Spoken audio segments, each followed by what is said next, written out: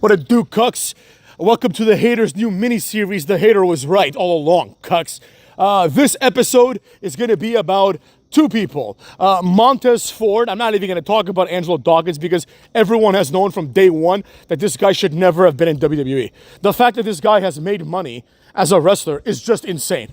I don't understand how he's like probably the person with the least personality in the history of wrestling. Like, he's one of the worst. He's right there with, like, James Ellsworth. You know what I mean? Actually, what am I saying? James Ellsworth had significant personality. So let's stick to the people that we're talking about in this video. Carmelo Hayes is one of them. This guy failed in absolute completeness. We're going to talk about that in great detail. And, of course, obviously, you know, no video would be complete. No video of this sort would be complete without me mentioning Karrion Kross and that disaster of a career that he has had. But this episode isn't about him. It's not about Jacob Tattoo. It's about the complete failure that is Montes Ford up in this bitch. You know what I'm saying? Montes Ford, and you know, for the sake of argument, we're also going to include a brief discussion about another wrestler. But first, let's get to Montes Ford, right? Montes Ford came into the scene as basically Angelo Dawkins' newest tag team partner. For those that don't know and didn't watch NXT back in the day, Angelo Dawkins went through several gimmicks, and with each gimmick, he went through several partners, including Sawyer Fulton. Remember Sawyer Fulton from Sanity? Yeah, he was Angelo Dawkins' partner at some point.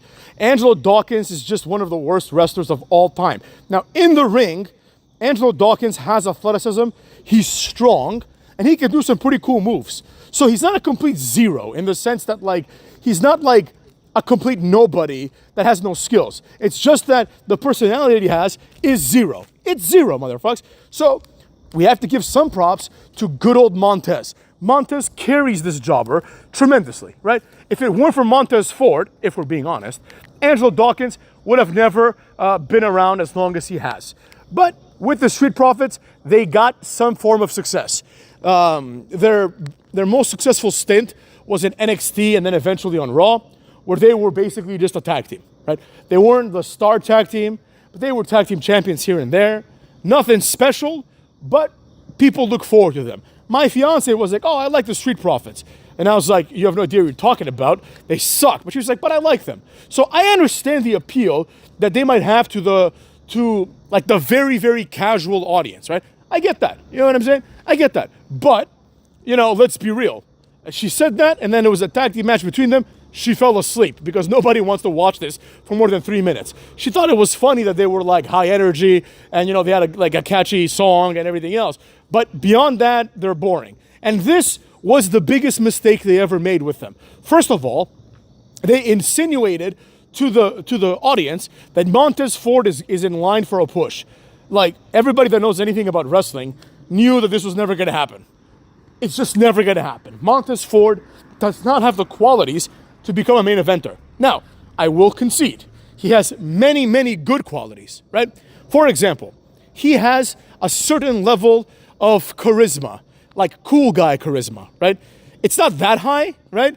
Like, he's never going to be the coolest guy in the room, but he's funny, right? He has good comedic timing. And as a result, that's got to count for something, right? But that's it.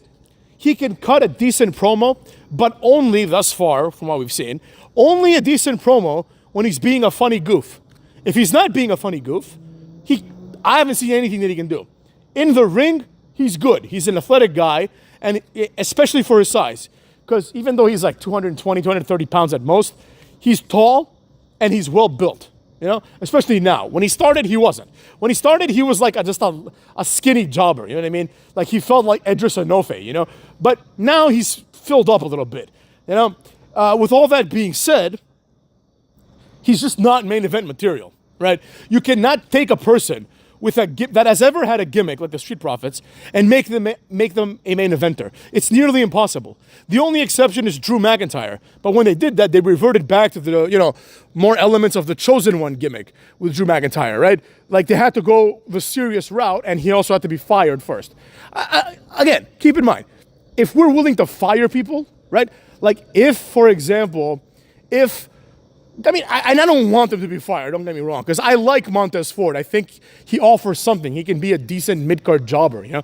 But if Montes Ford were to be fired and he were to continue to wrestle in the Indies or in AEW, he could come back. He could reinvent himself to a degree. I don't want to use the word reinvent, but he could kind of be reintroduced the same way that, for example, Swerve Strickland was reintroduced, repackaged, if you will, right? The same way that Drew was reintroduced. And if he improves substantially and gains some more size, and enough time has passed where people have forgotten that he was a fucking jabron goof who was just getting pinned every week, then he would have an opportunity. And I would be all for it. But that's a lot of things that need to happen that are just not going to happen, right? Because at the end of the day, you look at Drew McIntyre and you look at Montes Ford and you see the difference, right? Like Drew McIntyre is like 3 times his size. He's a better looking guy. He's much, much stronger.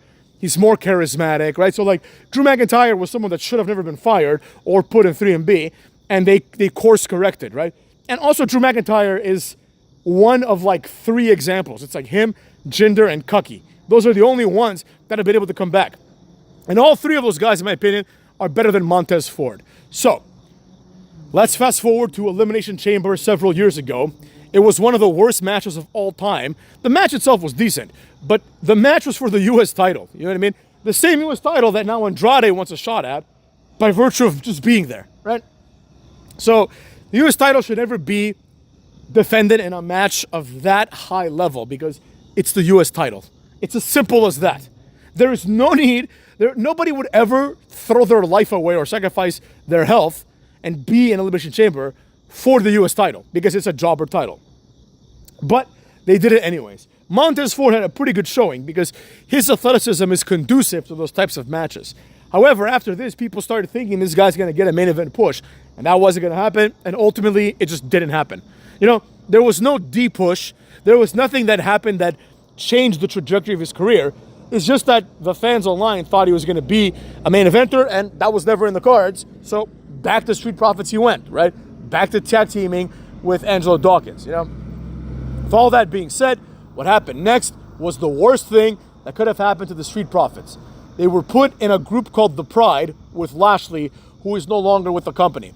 I don't know what the logic of this group was, but the idea, the implications were that Montez and Angelo Dawkins were goofs, and Lashley wanted to turn them into like real superstars, real men.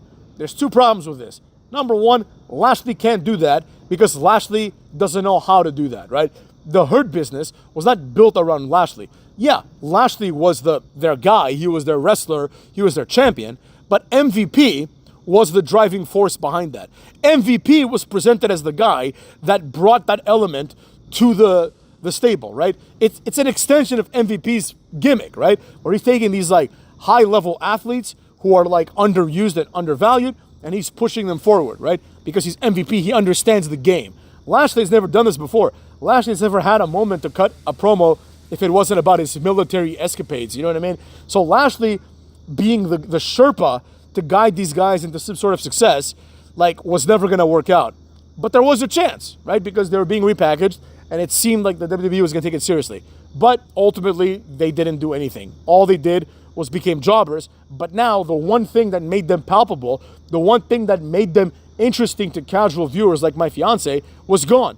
So, several years later at this point, she sees these Street Profits. She's like, who are these losers, right? Because they're just out there getting their ass kicked. They're goofy. They come out in suits. And I'm like, that's the Street Profits. She's like, what? What happened to their singing, you know, to their theme song and to them having all this energy? And I'm like, yeah, now they're just 2 serious guys who are trying to be serious. That's their gimmick now.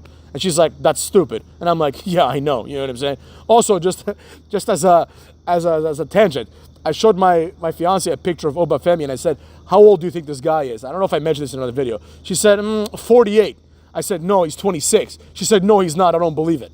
There you go. You know what I mean? But anyways, like, ask yourselves. Ask people that you know, your loved ones, your girlfriends, your boyfriends, your husbands, your wives, your parents, your brothers, your sisters.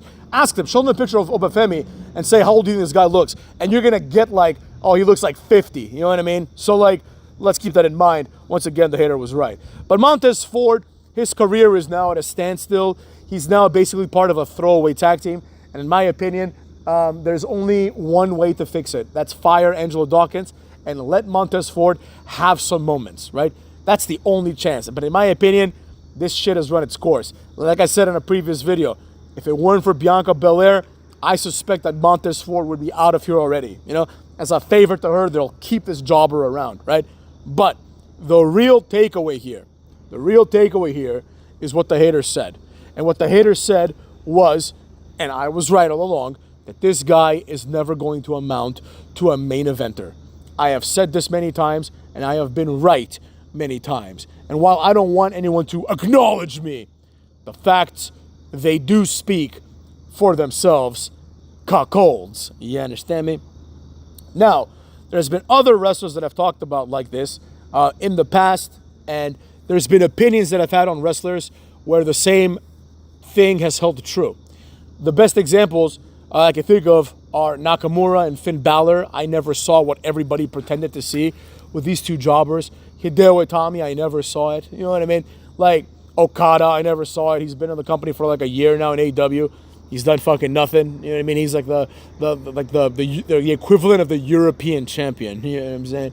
So with all that being said, you know, the hater, I think, deserves some props, cucks. But as I said earlier, there was another wrestler that I wanted to mention. Well, that ain't going to be Karrion Kross, because at this point, who can argue that, right? Who can argue that the hater was 100% right about Karrion Kross? But there are other wrestlers that the internet went after, and they tried to convince themselves that these people are going to be stars, only for these people to end up being complete and colossal jobbers. The wrestler that I wanted to focus on today, this is almost like a 2-for-1, because the wrestler I want to focus on is Tommaso Ciampa. Now, I also wanted to, you talk about Tommaso Ciampa, you got to mention a little bit of Gargano in this bitch. You know what I'm saying? Gargano is just the other side of the coin. But Tommaso Ciampa and Gargano had extensive and celebrated NXT runs. And people really thought that because of that, these guys would transition well to the main roster. I'll never forget it, my buddy, we'll call him Whack. Whack once told me, he said, they need to do the Gargano-Tommaso Ciampa feud on the main roster. And I said, no, they don't. That's never going to happen. And Jack was like, I think it is. And then when I say Jack, I mean Whack. Whoops. Cucks. So there you have it. You know what I mean? Those two guys have been complete and utter disasters. But there is one. There can only be one, right? Wrestler where I was 100% correct about, and I don't want to hear anybody pretend that this guy is going to become something or has the potential to do anything, because once again, even though it hasn't been that long, we all know I'm right. This wrestler, and again, this is a 5-for-1, is what's his name? Bo Dallas, but specifically the Wyatt Six. I told you all that this was going to be a massive jobber group. And I know they're undefeated. It doesn't matter. You all know they're a massive jobber group. They don't appear on pay-per-views. They don't do anything interesting. And here we are, right? So, again, I'm not saying the hater needs to be acknowledged as the tribal chief of the internet wrestling community. But the reality is what the reality is. I said it and I meant it. And everyone that told me I was wrong was actually wrong. We got Karrion Cuck. We got fucking Nakamura, Balor, Hideo Itami. The list goes on and on and on. Samoa Joe is another one. I knew he was never going to make it in WWE. I knew Finn Balor was never going to make it in WWE, right? A lot of these jobbers aren't going to make it.